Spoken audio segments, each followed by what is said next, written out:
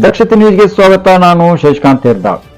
Jamkhandi KSRTC bus ನಿಲ್ದಾಣದಲ್ಲಿ ಪ್ರಯಾಣಿಕರ ಪರದಾಟ ಉಂಟಾಗಿದೆ. ಕೆಎಸ್ಆರ್ಟಿಸಿ ನೌಕರರ ಮುಷ್ಕರ ಹಿನ್ನೆಲೆಯಲ್ಲಿ ಜಮಖಂಡಿ ಬಸ್ ನಿಲ್ದಾಣದಲ್ಲಿ ಸಂಪೂರ್ಣವಾಗಿ ಬಸ್ ಬಂದ್ ಹಿನ್ನೆಲೆಯಲ್ಲಿ ಪ್ರಯಾಣಿಕರು ಪರದಾಡುವಂತ ಪರಿಸ್ಥಿತಿ ಉಂಟಾಗಿದೆ. ನಸುಕಿನ ಜಾವದಲ್ಲಿ ಶ್ರಾವಣ ಮಾಸದ ನಿಮಿತ್ತವಾಗಿ ಮಹಿಳೆಯರು ಬೇರೆ ಬೇರೆ ದೇವಸ್ಥಾನಕ್ಕೆ ತೆರಳಿ ದೇವರ ದರ್ಶನ ಪಡೆಯಲು ಹೋಗಬೇಕಾದ ಮಹಿಳೆಯರು ಹಾಗೂ ಬೇರೆ ಊರುಗಳಿಗೆ ಪ್ರಯಾಣ ಮಾಡುವ ಪ್ರಯಾಣಿಕರು ಬಸ್ ಬಂದ್ ಹಿನ್ನೆಲೆಯಲ್ಲಿ ಪರದಾಡುವಂತ ಪರಿಸ್ಥಿತಿ ಉಂಟಾಗಿದೆ. ಇನ್ನು ಶಾಲಾ ಕಾಲೇಜಿನ ವಿದ್ಯಾರ್ಥಿನಿಯರು ಬಸ್ ನಿಲ್ದಾಣದಲ್ಲಿ ಸಂಪೂರ್ಣ ಬಸ್ ಬಂದ್ ಸ್ಥಗಿತಗೊಂಡ ಕಾರಣ ವಿದ್ಯಾರ್ಥಿನಿಯರು ಸಹ ಪರದಾಡುವಂತ ಪರಿಸ್ಥಿತಿ ಉದ್ಭವಿಸಿದೆ. ಜಮಖಂಡಿ ಕೆಎಸ್ಆರ್ಟಿಸಿ ಬಸ್ ನಿಲ್ದಾಣದಲ್ಲಿ ಪೊಲೀಸ್ ಬಿಗಿ ಬಂದೋಬಸ್ತ್ ನಿಯೋಜಿಸಲಾಗಿದ್ದು ಯಾವುದೇ ಬಸ್ಗಳು ಬಸ್ ನಿಲ್ದಾಣದಿಂದ ಹೊರಗೆ ಹೋಗದ ಕಾರಣ ಪ್ರಯಾಣಿಕರು ಪರದಾಡುತ್ತಿದ್ದಾರೆ. ಪೊಲೀಸ್ ಬಿಗಿ ಬಂದೋಬಸ್ತ್ ಇದ್ದಿದ್ದು ಬಸ್ ನಿಲ್ದಾಣದಲ್ಲಿ ಸಿಪಿಐ, ಪಿಎಸ್ಐ, ಪೊಲೀಸ್ ಸಿಬ್ಬಂದಿಗಳು ಉಪಸ್ಥಿತರಿದ್ದಾರೆ.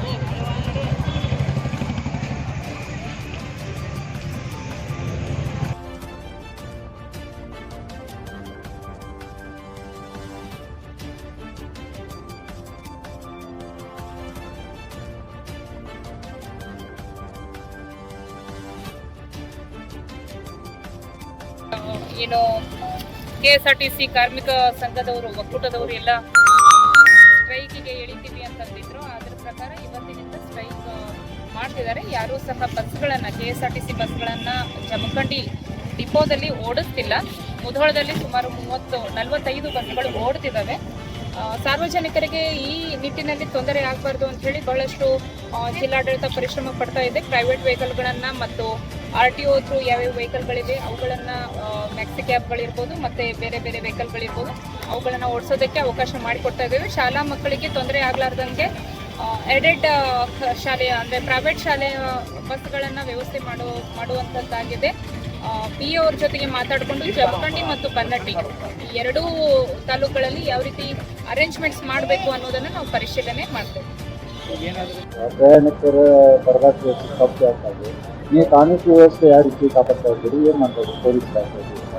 ಈಗಾಗಲೇ ಜಿಲ್ಲಾಡಳಿತ ಏನು ನಿರ್ಧಾರ ತೆಗೆದುಕೊಂಡಿದೆ, ಶಾಲೆ ಮಕ್ಕಳ ಸಂಚಾರಕ್ಕಾಗಲಿ ಮತ್ತು ಜನರ ಇದು ಸಂಚಾರಕ್ಕೆ ಯಾವುದೇ ಪ್ರೈವೇಟ್ ಮ್ಯಾಕ್ಸಿ ಕ್ಯಾಬ್ಸ್ಗಳನ್ನಾಗಲಿ ಮತ್ತು ಏನು ಹೇಳ್ತಕ್ಕಂಥ ಇನ್ನು ಆಟೋಗಳಾಗಲಿ ಇವುಗಳೆಲ್ಲ ಸರಳವಾಗಿ ಓಡಾಡೋಕ್ಕೆ ಯಾವುದೇ ರೀತಿಯ ಯಾರ ಕಡೆಯಿಂದ ಅಡಚಣೆ ಆಗಬಾರ್ದು ಅನ್ನೋ ವಿಚಾರಕ್ಕೆ ಸಂಬಂಧಪಟ್ಟಂಗೆ ಈಗಾಗಲೇ ನಾವು ಅದನ್ನು ಸಭೆಗಳನ್ನು ಕೈಕೊಂಡು ಅವ್ರಿಗೆ ಇನ್ಸ್ಟ್ರಕ್ಷನ್ಸ್ ಕೊಟ್ಟು ಮತ್ತು ಅಂಥದಕ್ಕೆ ಏನು ಯಾರು ಅಡೆತಡೆ ಮಾಡ್ತೀರೋ ಅಂಥದ ಮೇಲೆ ಕ್ರಮ ಕೈಗೊಳ್ಳೋ ವಿಚಾರಕ್ಕೂ ಸಹ ನಾವು ಈಗಾಗಲೇ ಕ್ರಮ ಕೈಗೊಂಡಿದ್ದೇವೆ ಮತ್ತು ಈಗಾಗಲೇ ಸರಳ ಸಂಚಾರ ಇದು ನಡೆದಿದೆ. KSRTC ಬಸ್ ಸಂಬಂಧಪಟ್ಟಂಗೆ ಈಗಾಗಲೇ ಏನು ಅವರು ಸ್ಟ್ರೈಕ್ನ ಕಾಲ್ ಕೊಟ್ಟಿದ್ದಾರೆ, ಬಂದ್ ಕಾಲ್ ಕೊಟ್ಟಿದ್ದಾರೆ. ಅದಕ್ಕೆ ಸಂಬಂಧಪಟ್ಟಂತೆ ಈಗಾಗಲೇ ನಾವು ಯಾವುದೇ ರೀತಿಯಿಂದ ಜೋರು ಒತ್ತಡ ಮತ್ತು ಇನ್ನು ಯಾರಿಗೆ ತೊಂದರೆ ಆಗದಿರಂಗೆ ಅವ್ರಿಗೇನಾದ್ರು ಬಸ್ ಸಂಚಾರ ನಡೀಲಿಕ್ಕೆ ಓಡಾಡಕ್ಕೆ ತಯಾರಾಗಿದ್ರು ಅಂತಂದ್ರೆ ನಾವು ಅವ್ರಿಗೆಲ್ಲ ರೀತಿಯ ಒಂದು ರೂಟಲ್ಲಿ ನಾವೇನು ಪ್ರೊಟೆಕ್ಷನ್ ಕೊಡಬೇಕು ಅದಕ್ಕೆ ಇವೆಲ್ಲ ಅದಕ್ಕೆ ಸಾಕಷ್ಟು ಬಂದೋಬಸ್ತನ್ನು ಸಹಿತ ನಾವೆಲ್ಲ ನಮ್ಮ ಇದರಿಂದೆಲ್ಲ ಮಾಡ್ಕೊಂಡಿದ್ದೀವಿ.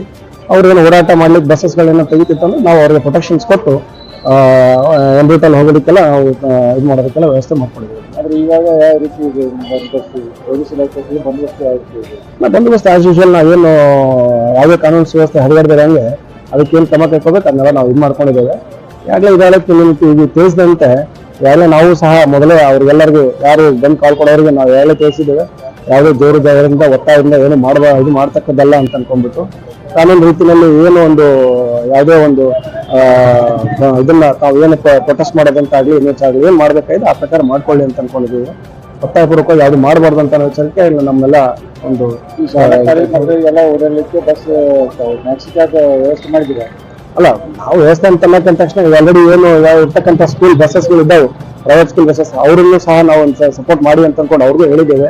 ಅದಾದ ನಂತರ ಮಾತ್ರ ಮಕ್ಕಳಿಗೆ ಎಲ್ಲ ಹತ್ತಿರದಲ್ಲಿ ಏನು ಶಾಲೆಗಳಿದ್ದಾವೆ ಅವರಲ್ಲಿ ತಾವು ತಮ್ಮ ಒಂದು ವ್ಯವಸ್ಥೆಯನ್ನು ಮಾಡ್ಕೊಂಡಿದ್ದಾರೆ.